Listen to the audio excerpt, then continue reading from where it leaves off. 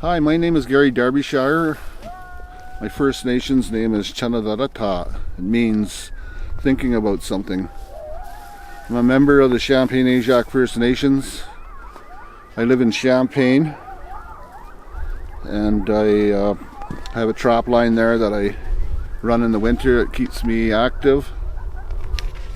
I'm retired right now, and I was approached by the Land Use Planning Board back in 2023 if I wanted to be a member of the circle, Traditional Knowledge Circle.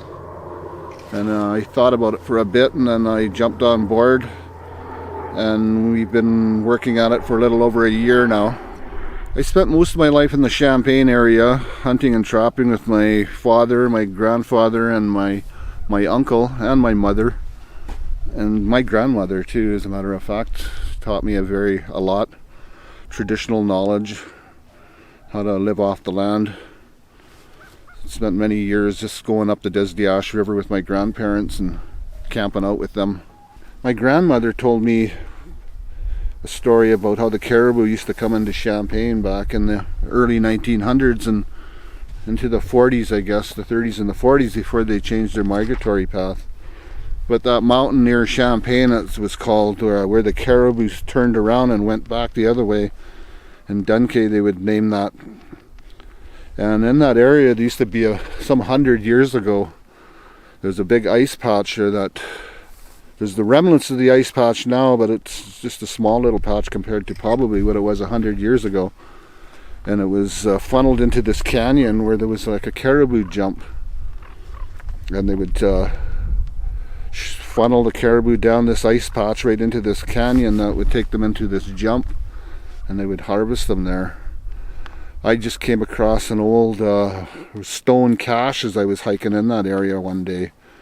This stone cache that was probably 4 meters across, 4-meter circle, and they dug out all these boulders, and it was like a big bowl where they probably threw all the meat as they were harvesting that. They preserved it that way, and then they could distribute it from there.